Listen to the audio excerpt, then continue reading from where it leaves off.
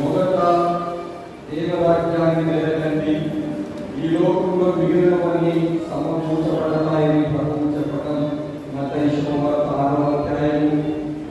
ప్రభువు జీవించుండగానే ఒక ఉపమానం చెప్పాడు. ధనవంతుడు బీద లాజరు.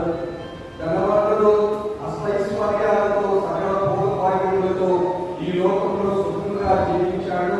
అయితే లాజరు అష్ట కష్టములు పడి